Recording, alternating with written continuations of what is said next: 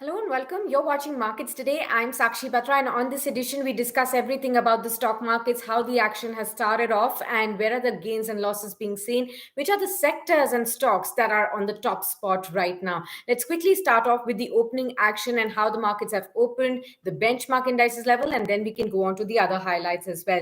So let's start off with the opening levels. The overall markets have actually started off on a positive note, and that is despite the weaker global cues that we've been getting.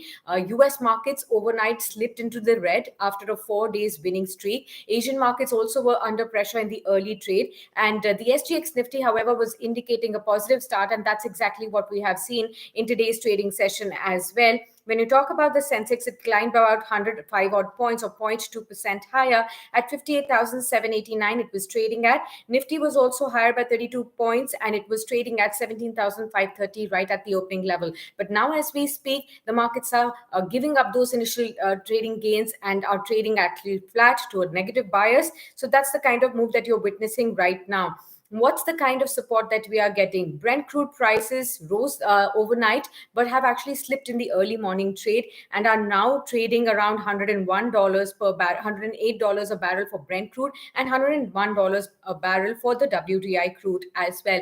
And that should be supportive the sentiment right ahead. Also, Russia has now given an option to India to buy oil from Russia at $35 a barrel at a wide discount. We'll just have to see what the Indian government really thinks about it, because it is an attractive offer at this point in time, because India largely imports its oil and gas needs from abroad and at a discount. When crude oil prices are dealing at $108 a barrel, this could be well in favor for India. But with the growing geopolitical concerns and the sanctions being put on Russia in the wake of Russia-Ukraine crisis, it will be very difficult for India to really decide on this factor as well.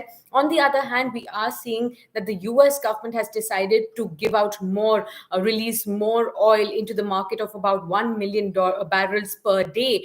And also, when we talk about the OPEC meet, is also right here today, which will be an important indication as to what can we expect on crude oil prices going forward from here. The OPEC meet may decide to raise production to combat the kind of supply concerns and the shortages of oil that we are facing because of the Russia-Ukraine crisis.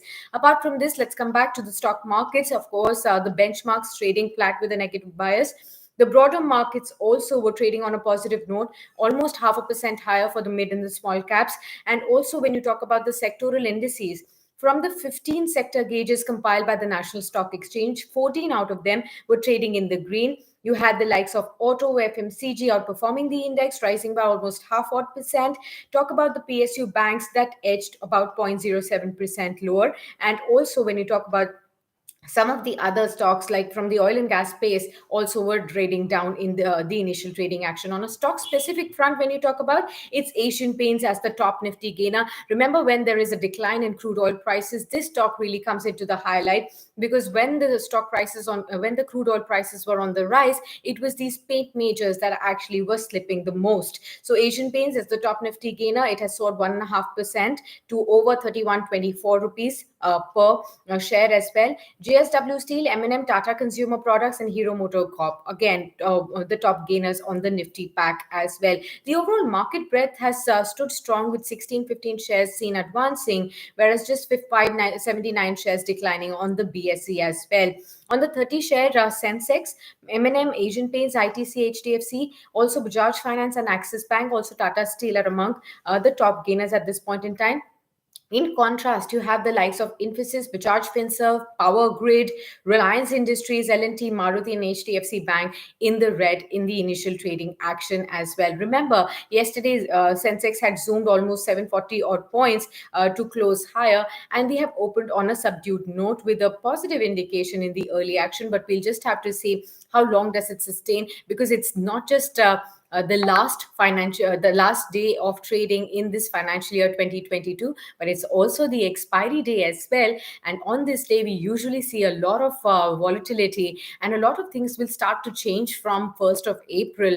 And in the wake of that, there could be some volatile moves, and investors may be taking off some positions, booking off their profits in this financial year as well. So keep that in mind too as we move into trade today. Of course, we spoke to experts, and they are of the view that hopes of de-escalation of war have actually proved to be short-lived, and uncertainties associated with war continue. From market perspective, they believe that there are two positives which may support the markets going forward from here. One is a sharp decline in the dollar index, which is positive for equity markets globally.